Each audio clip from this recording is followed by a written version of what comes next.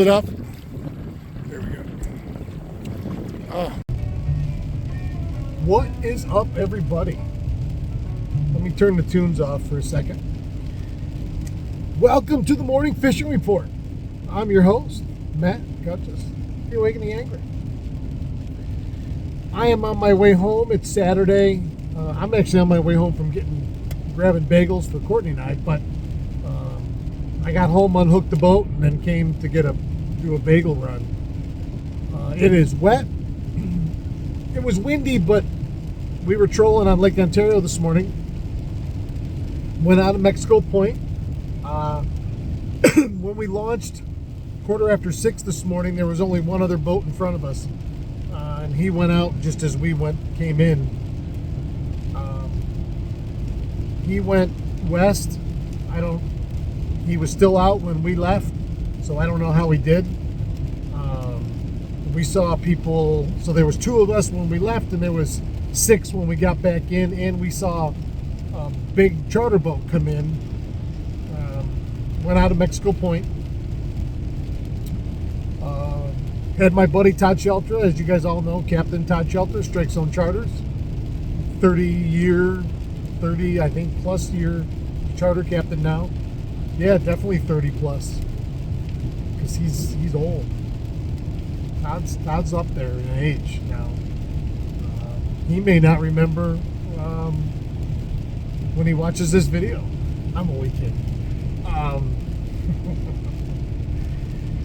We turned right. We come out of last weekend I was up here, last Sunday, and we had 4 and lost 1.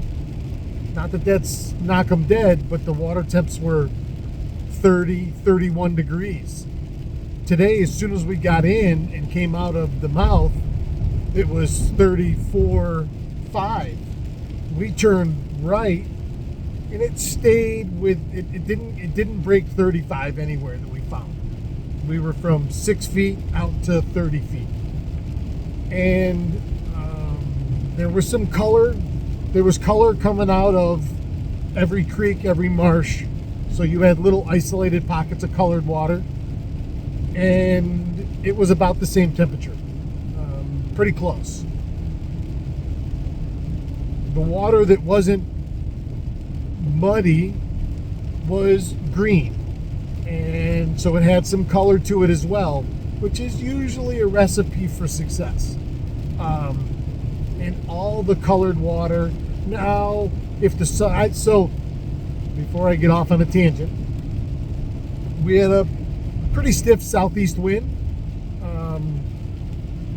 but being in the southeast corner, it didn't matter. It was going well over our head, but it wasn't obnoxious. But it started raining right at first light. Slow. It's raining harder now than it did on us, but everybody had hoods up all day long. Nothing you could do about it. We hit 1 fish on our first pass after we turned from 6 to 8 feet out into 15. As soon as we'd made the turn, we changed lures to some deeper running stuff.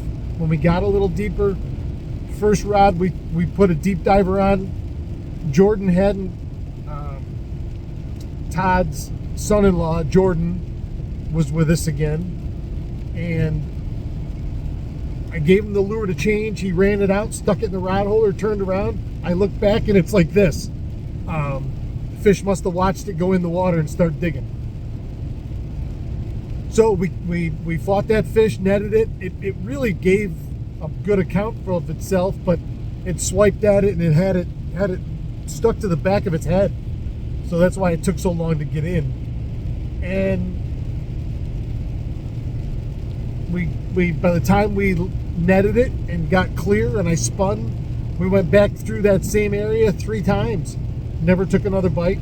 Then we picked them and ran back to the other side of where Mexico Point dumps in, because that was the warmest water we had found.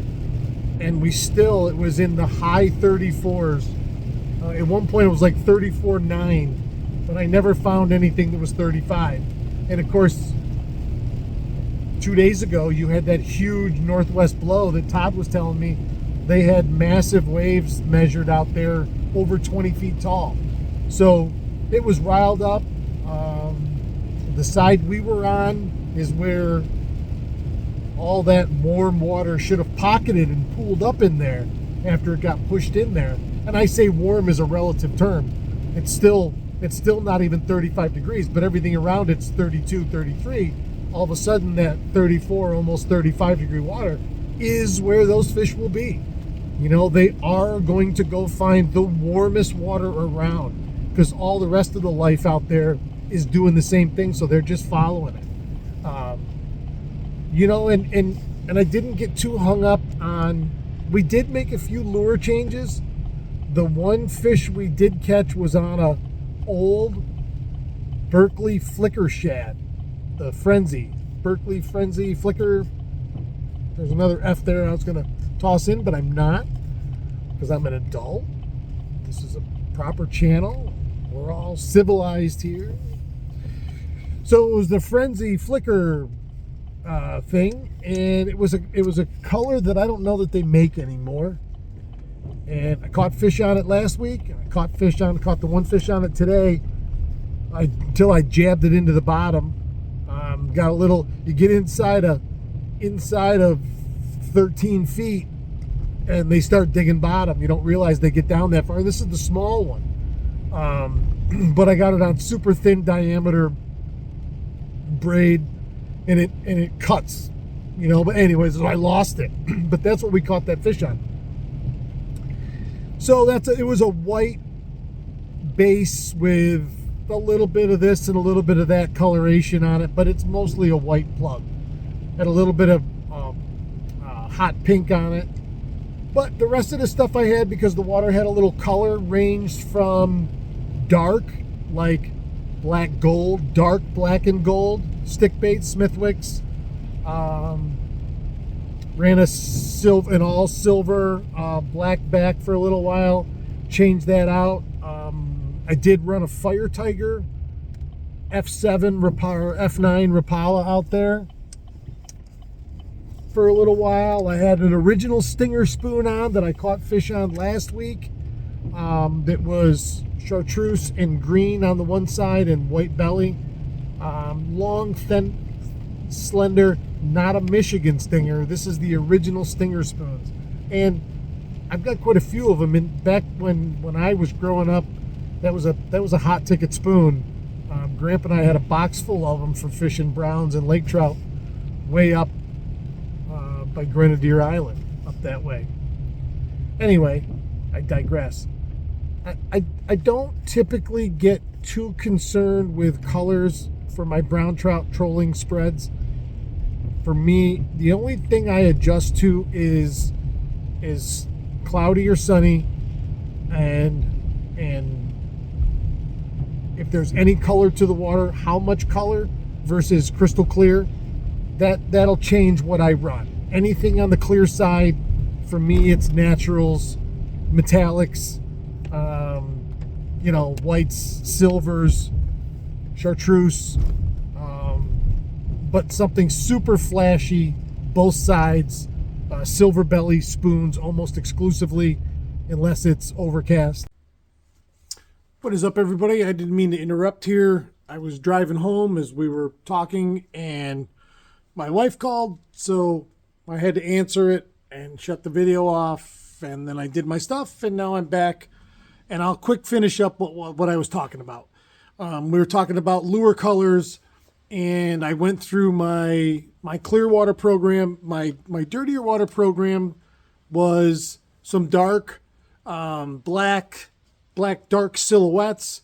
I had some chartreuse out there, a Fire Tiger, so things that are going to be seen a little better when you start having limited visibility. In my humble opinion, brown trout are not the hardest thing to catch once you find them. And when you find them, they could bite all of those different colors all at the same time and have a triple or a quad in the blink of an eye. So when they're on, they're on. And when you find them, you typically catch them on a wide variety of tackle. And so my point in that is saying that I didn't do a whole lot of lure changing when I wasn't catching fish today because I just assumed we weren't catching fish because they just weren't there, which is why we're trolling and looking at the same time. I did not hook the live scope up today. I was going to and have it next to me. And as we were trolling, you could be searching in front of you out to 150 feet for targets and then drive towards them. I didn't do that today. I didn't. I was going to, and I didn't. But I am going to do that. And we could have went out there today and pounded on them. The conditions were right enough.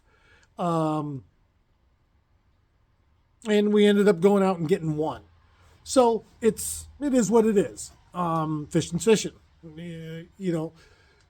but at some point soon, especially with this coming warm week and maybe even tomorrow, those fish on that shoreline are really going to go berserk.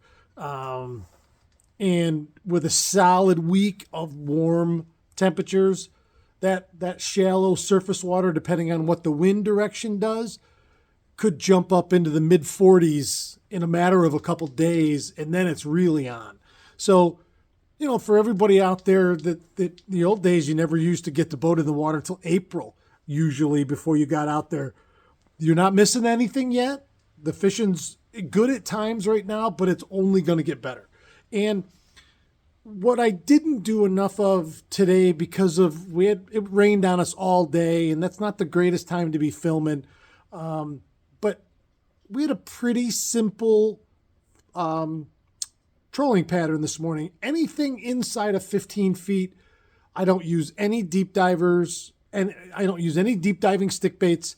I didn't have any with me today. I will typically pinch a split shot or two, like a number one, 3-4 feet or more in front of like a spoon if I wanted to run a spoon off a board to get it under the surface and down there moving. Sometimes we did today run some real short drop weights with spoons on them off the corners. We didn't have anything come in and grab it, but you could have. So anything inside of 15 feet, I'm just flatlining most everything. Standard bill. We were running Smithwick's, Junior Thunder sticks, Rapalas for stick baits. Had a couple spoons on, Michigan Stinger, an old Bay Rat, UV, an original Stinger. So we ran a couple different spoons. That didn't change things a lot. But all of our leads were fairly short from 100 in. I was trolling off the big motor on my boat, my 150 four-stroke, and it's quiet and it doesn't bother them whatsoever. I could have did it with my trolling motor exclusively. I didn't today, but I could have for an even quieter approach. But even on the big boat, the big charter boats, Todd and I were talking today, you can run those little mini divers off the corners of those big boats, and you can see the diver out there off the rear stern corner, 30 feet behind you. And you'll sometimes in clear water, you'll watch those browns come up and eat it because you're looking right at it. The boat doesn't bother them a bit, honestly and truly. But so that's my quick morning fishing report from today. I will be back out somewhere, I think, tomorrow morning. I may fish a night at tomorrow morning. We shall see. But thank you. So we're getting back into I'm not going to tell you we're going to be doing daily reports yet, but we're getting close. Stay tuned. Remember, Monday Night Fishing Live.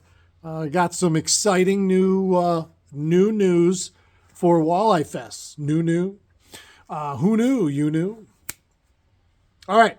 Let's go Q's tonight against Louisville. Have a great weekend. I know it's a little soggy and everybody didn't get to probably go fish like they wanted to, but the weather looks beautiful going forward, at least for the next week to 10 days. So you'll see more of me. And if you guys get out there, post, tag me, tell your friends. We're over 4,000 subscribers now. And I'd like to hit 5 before we hit Walleye Fest. So thanks everybody for joining me today. Have a great weekend. From me to you, keep your tip up.